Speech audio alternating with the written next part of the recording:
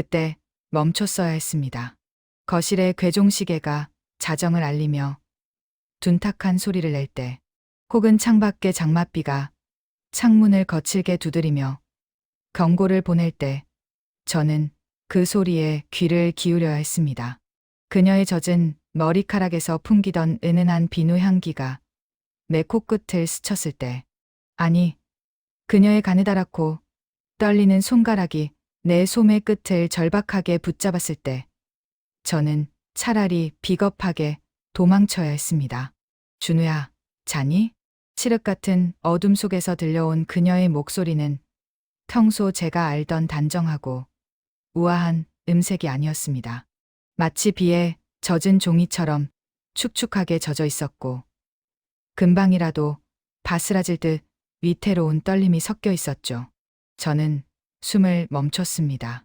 침대 옆에 서 있는 그녀의 그림자가 달빛을 받아 제 등 뒤로 길게 드리워졌습니다. 마치 거대한 운명의 그림자가 저를 집어삼키려는 것 같았습니다. 제 심장 소리는 고요한 방 안을 가득 채울 만큼 비정상적으로 크게 뛰고 있었습니다. 그녀는 제 가장 친한 친구 민재의 어머니였습니다. 제가 대학 시절부터 보아온 세상에서 가장 존경하고 예의를 지켜야 할 어른이었죠. 하지만 그 찰나의 순간 제 심장을 뜨겁게 달구고 내리를 하얗게 마비시킨 감정은 결코 존경 따위가 아니었습니다. 그것은 이성으로 통제할 수 없는, 이름 붙여서는 안 될 뜨겁고 묵직한 열망이었습니다.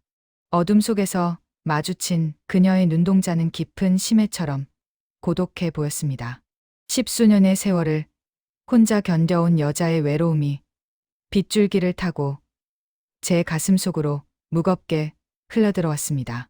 친구를 배신한다는 죄책감과 도덕적인 낙인이 머릿속을 스쳤지만, 제 손은 이미 의지와 상관없이 그녀의 떨리는 어깨를 향하고 있었습니다. 선을 넘는다는 것은 그런 것이었습니다. 아주 작은 틈 사이로 한번 룰이 새기 시작하면 결국 댐 전체가 무너져 내리는 것. 우리는 그날 밤 세상의 모든 금기를 뒤로 한 채 서로의 온기 속에 몸을 던졌습니다. 이것은 제 인생에서 가장 찬란하게 빛났지만 동시에 가장 처절하고 고통스러웠던 그의 여름 90일간의 기록입니다. 모든 일은 지난 6월 기록적인 폭염이 서울 전체를 달구기 시작하던 날 일어났습니다. 6월임에도 불구하고 아스팔트는 아지랑이를 내뿜었고, 가만히 서 있기만 해도 숨이 턱턱 막히는 그런 날씨였죠. 저는 올해로 29이 된 프리랜서, 그래픽 디자이너 준우입니다. 나름대로 평온한 삶을 꾸려가고 있다고 믿었지만 운명은 예고 없이 제 삶을 뒤흔들었습니다. 제가 살던 낡은 오피스텔에 큰 화재가 발생한 것이었습니다. 다행히 인명피해는 없었지만 제가 소중히 아끼던 작업 장비들과 손때 묻은 가구들, 그리고 당장 머물 공간마저 시커먼 재로 변해버렸습니다. 망연자실해 있던 저에게 가장 먼저 손을 내민 것은 대학 동창이자 10년 지기 절친인 민재였습니다. 야, 이준우, 소식 들었어. 몸은 괜찮냐? 짐은 뭐 챙길 것도 없겠네. 민재의 목소리는 평소처럼 덤덤했지만 그 안에는 깊은 걱정이 서려 있었습니다. 민재는 제 사정을 듣자마자 뜻밖의 제안을 건넸습니다. 우리 집 비잖아. 나 이번에 3개월 동안 독일 지사로 갑자기 파견 가게 됐거든. 다음 주 출국이야. 너도 알다시피 우리 집 방 남는 거 알지? 우리 엄마 혼자 계시니까 내가 가서 말동무도 해드리고 거기서 작업도 해. 엄마한테 물어봤더니 너라면 언제든 환영이래. 민재의 제안은 저에게 구원과도 같았습니다. 하지만 한편으로는 망설여졌습니다. 친구의 부재 속에 그의 어머니와 한 지붕 아래 지낸다는 것이 아무래도 심적 부담이 되었으니까요. 하지만 갈 곳 없는 처지에 찬밥 더운 밥 가릴 때가 아니었습니다. 민재의 어머니, 혜숙 아주머니. 아니, 저는 그날 이후 아주머니라는 호칭 뒤에 숨겨진 그녀의 진짜 이름을 처음으로 가슴에 새기게 되었습니다. 이혜숙, 올해 49. 그녀는 제 기억 속에서 언제나 단아하고 강인한 분이었습니다. 민재가 아주 어릴 적 남편을 일찍 여의고 홀로 아들을 키워내며 그 모진 풍파를 다 견뎌낸 분이었죠. 민재의 말로는 한 번도 남 앞에서는 흐트러진 모습을 보인 적 없는 철저하고 우아한 사람이라고 했습니다. 짐이라고 해봐야 커다란 캐리어 2개가 전부였던 저는 일주일 뒤 민재의 집으로 향했습니다. 민재가 이미 독일로 떠난 직후였기에 저를 맞이해 줄 사람은 그녀뿐이었습니다. 강남의 한 적막한 주택가, 담쟁이 덩굴이 고풍스럽게 드리워진 그 집 앞에 섰을 때 제 심장은 알 수 없는 이유로 요동치기 시작했습니다. 띵동. 초인종을 누르자 잠시 후 육중한 대문이 열렸습니다. 그리고 그 문 뒤에서 나타난 그녀의 모습에 저는 그만 숨을 멈추고 말았습니다. 눈부신 오후의 햇살이 그녀의 어깨 뒤로 쏟아지고 있었습니다. 무릎 아래까지 내려오는 평범한 흰색 린넨 원피스 차림이었지만 그녀는 제가 기억하던 친구, 엄마의 모습과는 너무도 달랐습니다. 세월도 비껴간 듯한 투명한 피부, 그리고 살짝 젖은 듯한 머리카락이 햇살을 받아 반짝이고 있었죠. 그녀의 미소는 마치 오랫동안 기다려온 귀한 손님을 맞이하는 것처럼 따뜻하고도 눈부셨습니다. 준우 왔니? 고생 많았지. 민재한테 얘기 다 들었어. 그 더운 데서 여기까지 오느라 얼마나 힘들었을까. 그녀의 목소리는 나지막하면서도 부드러운 울림이 있었습니다. 저는 어색하게 목례를 하며 캐리어를 끌어안았습니다. 아, 아주머니. 갑작스럽게 실례가 많습니다. 금방 나갈 집 알아볼게요. 무슨 소리니? 편하게 내 집이라 생각하고 지내. 민재 방은 너무 커서 청소하기 힘들 테니 바로 옆에 있는 게스트룸으로 안내해 줄게. 자, 짐 줘. 내가 들어줄게. 그녀는 가녀린 팔을 뻗어 제 짐 가방을 함께 들어주려 했습니다. 그 순간이었습니다. 가방 손잡이를 잡으려던 제 손등 위로 그녀의 매끄러운 손가락이 스쳐 지나갔습니다. 찰나에 불과했던 그 접촉. 하지만 그 온기는 마치 뜨거운 불꽃처럼 제 피부를 파고들었습니다. 여름의 열기 때문이었을까요? 아니면 제 기분 탓이었을까요? 그녀의 손등에서 전해지는 미세한 떨림이 제 손끝을 타고 온몸으로 퍼져나가는 것 같았습니다. 그녀 또한 살짝 당황한 듯 잠시 시선을 떨궜지만 이내 평정을 되찾고 앞장서 걸었습니다. 집 안은 밖의 폭염과는 대조적으로 서늘하고 고요했습니다. 은은한 라벤더 향과 이름 모를 꽃향기가 섞인 그녀만의 냄새가 거실 곳곳에 배어 있었죠. 복도를 걷는 그녀의 린넨 원피스가 바스락거리는 소리조차 제 신경을 자극했습니다. 여기가 내가 쓸 방이야. 필요한 거 있으면 언제든 말하고. 샤워부터 할래? 내가 시원한 보리차 내놓을게. 그녀는 문을 열어주고는 살며시 미소 지으며 주방으로 향했습니다. 저는 닫힌 문 뒤에 홀로 남아 멍하니 서 있었습니다. 제 코끝에는 여전히 그녀에게서 풍기던 비누 향기가 맴돌고 있었고 손등에는 아까 스친 그 온기가 화끈거리고 있었습니다.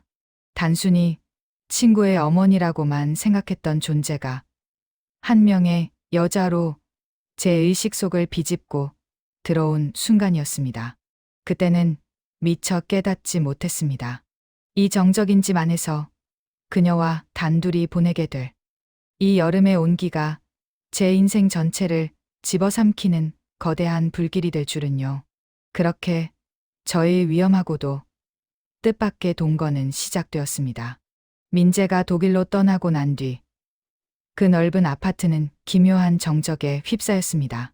평소에는 민재의 호탕한 웃음소리와 요란한 게임 소리로 가득 찼을 공간이었지만 이제 그곳엔 오직 저와 그녀 두 사람의 숨소리만이 존재할 뿐이었습니다.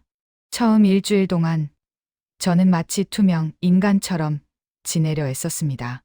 제 방은 피난처이자 감옥이었죠. 거실에서 들려오는 그녀의 가벼운 발소리나 달그락거리는 그릇 소리가 들릴 때면 저는 숨을 죽이고 모니터 속 작업에만 몰두했습니다.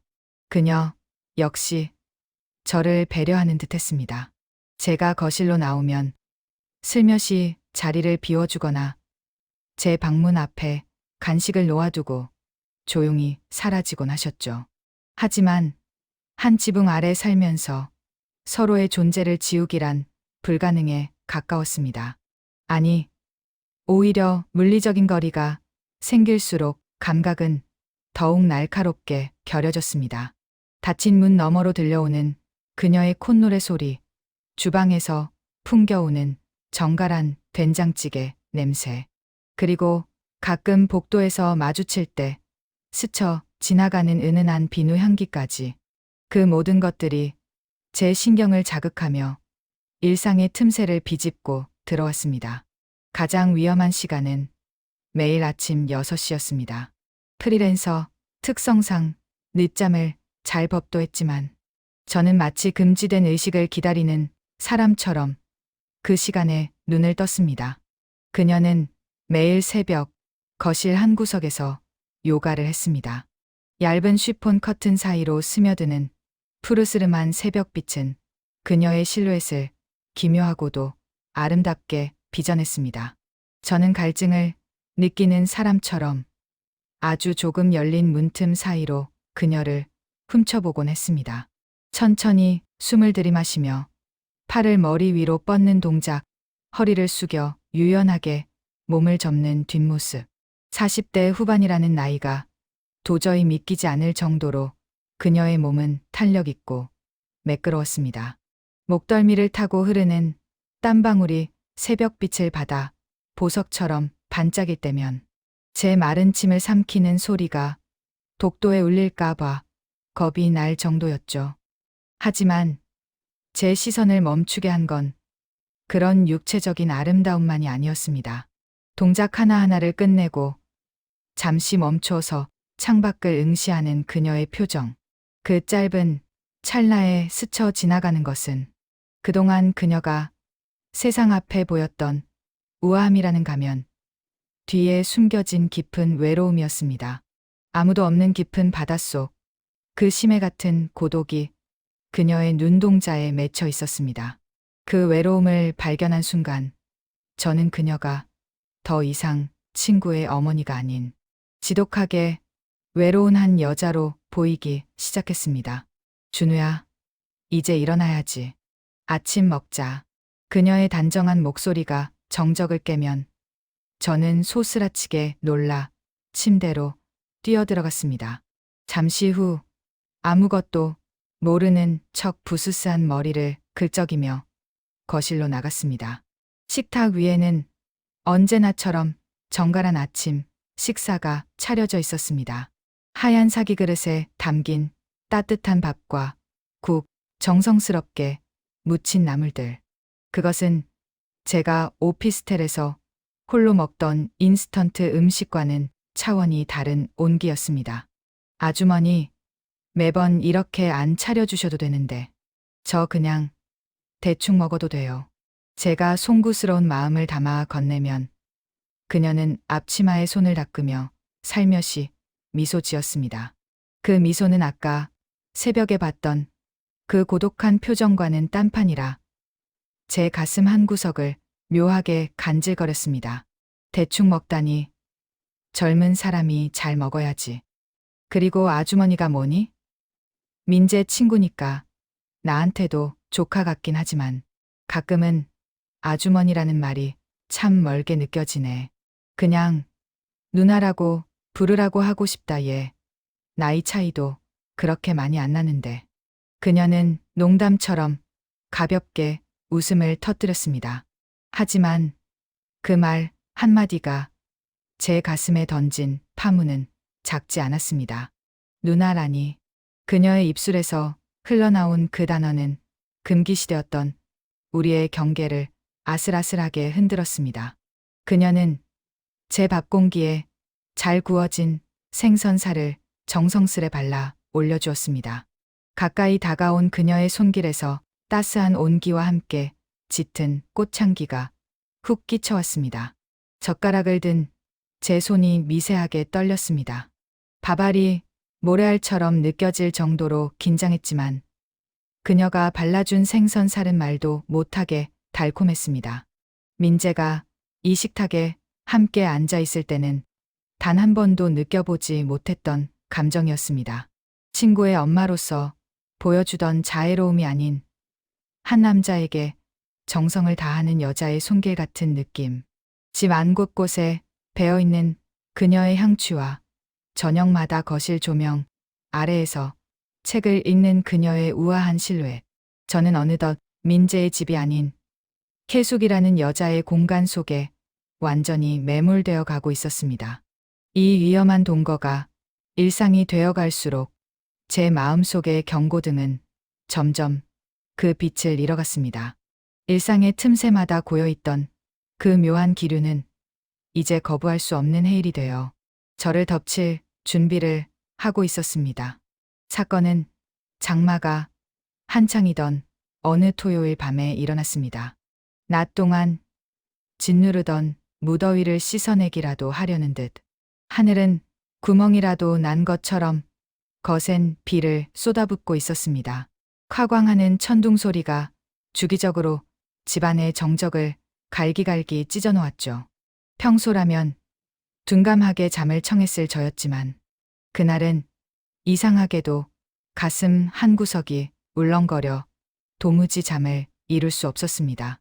뒤척이던 끝에 타들어가는 목을 축이려 방 문을 열고 거실로 나섰습니다. 거실은 짙은 어둠에 잠겨 있었지만 주방 식탁 위에 켜진 낮은 조도의 펜던트, 조명 하나가 희미한 노란 빛을 내뿜고 있었습니다. 그 작은 빛의 테두리 안에 그녀가 앉아 있었습니다. 아주머니? 조심스러운 제 부름에 그녀가 천천히 고개를 들었습니다. 평소 외출할 때의 흐트러짐 없는 모습도 아침 요가를 할 때의 단단한 모습도 아니었습니다. 얇은 실크 가운을 걸친 채 조금은 부스스하게 흘러내린 머리카락 사이로 보이는 그녀의 얼굴은 발그레하게 취기가 올라 있었습니다.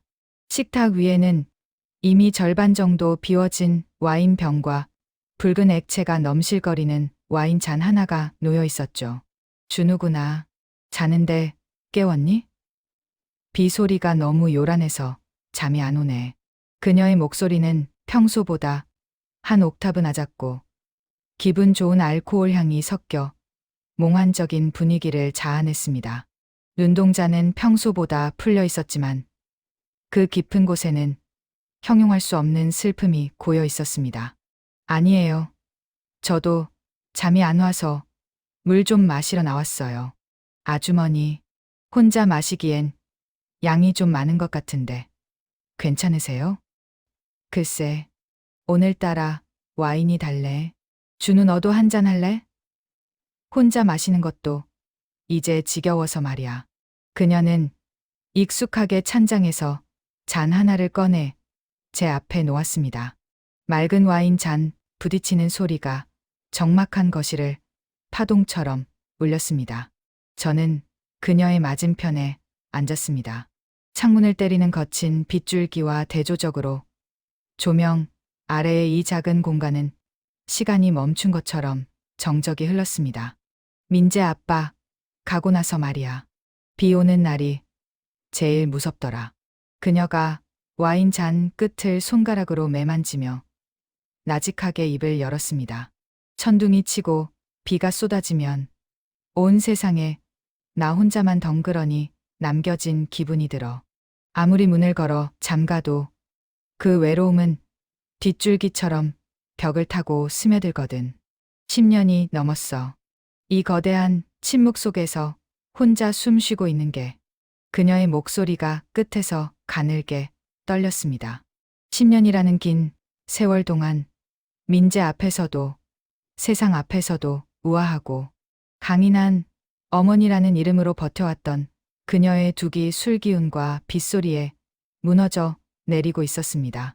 낱낱이 파헤쳐진 그녀의 속마음은 너무도 투명해서 제 가슴을 아릿하게 만들었습니다. 저는 무슨 말을 해야 할지 몰라 그저 잔 속의 와인만 내려다보았습니다. 그러다 문득 식탁 위에 놓인 그녀의 손에 시선이 멈췄습니다. 마디가 가늘고 흰, 너무나 고운 손. 하지만 그 손은 천둥이 칠 때마다 미세하게 파르르 떨리고 있었습니다. 그 가녀린 떨림이 제 심장을 거칠게 쥐어짰습니다. 제가 있잖아요. 제 입에서 저절로 말이 튀어나왔습니다. 그녀가 의아한 듯 저를 바라봤습니다. 저 여기 있는 동안은 비가 오든 천둥이 치든 아주머니 안 무섭게 해드릴게요. 혼자라고 생각하지 마세요. 제가 옆방에 있잖아요. 지극히 순수한 진심이었습니다. 갈 곳 없는 저를 거두어준 그녀에 대한 보답이자 외로운 한 인간에게 건네는 제 방식의 위로였죠. 하지만 그 말이 어떤 씨앗이 되어 돌아올지는 미처 계산하지 못했습니다. 제 말이 끝나기가 무섭게 그녀가 천천히 손을 뻗었습니다. 그리고 제 차가운 손등 위를 자신의 뜨거운 손바닥으로 가만히 덮었습니다. 아, 낮게 터져나온 제 탄식 사이로 그녀의 체온이 제 피부를 타고 심장까지 수직으로 하강했습니다. 술 기운 때문인지 아니면 억눌러온 감정 때문인지 그녀의 손은 타오를 듯 뜨거웠습니다. 준우야, 너 참 따뜻하다. 꼭 예전에 누군가처럼. 그녀의 시선이 제 눈을 지나 입술로 그리고 다시 눈으로 천천히 이동했습니다. 그 눈빛은 더 이상 친구의 아들을 보는 자애로운 눈빛이 아니었습니다. 갈구하고 애원하며 동시에 모든 것을 놓아버린 듯한 한 여자의 눈빛이었습니다. 거실의 공기는 순식간에 밀도가 높아져 숨을 쉬기조차 힘들 정도로 답답해졌습니다. 창밖의 거센 빗소리는 이제 아스라한 배경음처럼 멀게만 느껴졌고 오직 식탁 아래로 전해지는 그녀의 온기와 거칠어진 서로의 숨소리만이 이 공간의 주인인 것 같았습니다. 선을 넘기 직전 이성을 붙잡아야 한다는 머릿속의 마지막 경고등이 깜빡였습니다. 민재 엄마야. 안 돼. 이건 범죄나 다름없어. 하지만 제 이성은 이미 그녀의 뜨거운 체온에 녹아내린 지 오래였습니다. 그녀의 손가락이 제 손등을 천천히 쓸어내릴 때마다 도덕심이라는 단단한 벽은 모래성처럼 허물어졌습니다. 저는 침을 삼켰습니다. 고요한 정적 속에서 그 소리는 유난히도 크게 들렸습니다. 그녀는 대답 대신 제 손을 더 꽉 쥐어왔습니다. 그날 밤의 비는 그칠 줄을 몰랐습니다. 그리고 저 또한 그녀의 손을 뿌리칠 힘을 영원히 잃어버렸습니다. 우리 사이를 가로막고 있던 거대한 금기의 벽이 그 밤의 빗줄기에 씻겨 내려가고 있었습니다. 비 내리는 밤의 그 짧은 접촉 이후 우리 사이를 감싸던 공기는 완전히 다른 질감으로 변했습니다. 거실을 흐르던 정적은 더 이상 평화롭지 않았고 우리가 나누는 일상적인 대화 아래에는 설명할 수 없는 뜨거운 열기가 소용돌이치고 있었습니다. 서로를 바라보는 눈길은 찰나의 순간에도 길게 머물렀고 복도에서 어쩌다 어깨라도 스칠 때면 마치 강력한 전류가 온몸을 휘감는 듯한 착각에 빠지곤 했습니다. 그녀는 눈에 띄게 제 방 문을 두드리는 횟수가 늘어났습니다. 껍질을 정성스럽게 깎은 과일 접시를 들고 오거나 갑자기 거실에 컴퓨터가 말을 듣지 않는다며 도움을 청하곤 했죠. 저 역시 마찬가지였습니다. 프리랜서 작업이라는 핑계로 밤샘을 자처하면서도 사실은 그녀가 퇴근해 현관문을 여는 도어록 소리에 온 신경을 집중했습니다. 구두 소리가 들릴 때면 가슴이 터질 듯 뛰었고 괜히 물을 마시러 주방을 서성였습니다. 우리는 서로가 서로를 지독하게 원하고 있다는 것을 본능적으로 그리고 절망적으로 알고 있었습니다. 하지만 우리 사이엔 민재 엄마와 내 아들의 친구라는 거대하고 차가운 금기의 벽이 견고하게 서 있었습니다. 그러던 어느 습한 오후였습니다. 폭염이 기승을 부리던 날씨 탓에 집안은 에어컨 바람으로 서늘했지만 우리 사이의 긴장감은 임계점에 도달해 있었습니다. 그녀는 퇴근 후 바로 욕실로 향했고 저는 거실 소파에 앉아 의미 없는 TV 화면을 응시하고 있었습니다. 욕실 문 너머로 들려오는 규칙적인 물소리가 제 이성을 야금야금 갉아먹고 있었죠. 그때였습니다. 물소리가 멈춘 지 얼마 되지 않아 욕실 안에서 둔탁하게 무언가 부딪히는 소리와 함께 짧고 비명 섞인 신음이 들려왔습니다. 쿵, 아윽, 아주머니? 괜찮으세요? 제 이성보다 몸이 먼저 움직였습니다. 욕실 문 앞으로 달려가 문을 두드렸지만 안에서는 고통스러운 숨소리만 들릴 뿐 대답이 없었습니다. 다급해진 저는 문고리를 돌렸습니다. 다행히 잠겨있지 않았던 문이 열리며 욕실 안에 뜨거운 수증기가 제 얼굴을 덮쳤습니다. 그곳에 그녀가 있었습니다. 얇은 샤워 가운 하나만을 걸친 채 타일 바닥에 주저앉아 있는 그녀의 모습은 처연하리만치 위태로워 보였습니다. 가운 사이로 드러난 하얀 어깨와 쇄골에는 미처 닦아내지 못한 물방울들이 맺혀 조명 아래 보석처럼 반짝이고 있었고 젖은 머리카락은 그녀의 얼굴선에 달라붙어 묘하게 관능적인 분위기를 자아냈습니다. 그 찰나의 시각적 자극에 제 이성은 마른 장작처럼 순식간에 타버렸습니다. 괜찮으세요? 어디 봐요. 많이 다치신 거예요? 저는 무릎을 굽히고 앉아 그녀의 상태를 살폈습니다. 미끄러진 발목을 감싸 쥐고 있는 그녀의 손이 파르르 떨리고 있었습니다. 제가 그녀를 부축해 일으키려 팔을 뻗었을 때였습니다. 그녀는 제 도움을 받는 대신 갑자기 제 목을 강하게 감싸 안으며 제 가슴팍으로 무너져 내렸습니다. 젖은 머리카락의 차가운 물기와 가운 너머로 전해지는 그녀의 뜨거운 살결이 제 피부에 닿는 순간 세상의 모든 소음이 사라졌습니다. 그녀의 어깨가 떨리고 있었습니다. 그것은 고통 때문이 아니라 오랫동안 참아온 감정이 터져 나오는 떨림이었습니다. 준우야, 나 어떡하니? 이러면 안 되는 거 머리로는 잘 아는데 자꾸 내가 생각나. 감출 수가 없어. 그녀의 젖은 목소리는 날카로운 화살이 되어 제 가슴 가장 깊숙한 곳에 박혔습니다. 10년 넘게 어머니라는 이름의 감옥에 갇혀 지냈던 여자의 절규이자 갈망이었습니다. 저는 더 이상 도덕이나 의리라는 단어를 붙잡고 있을 힘이 없었습니다. 그녀를 밀어내야 한다는 마지막 본능마저 그녀에게서 풍기는 짙은 비누, 향기와 섞인 살결 냄새에 녹아 사라졌습니다. 저는 그녀의 가녀린 허리를 부서질 듯 감싸 안았습니다. 그리고 그녀의 귓가에, 아니, 제 스스로에게 거는 최면처럼 나직하게 속삭였습니다. 괜찮아요. 아무도 몰라요.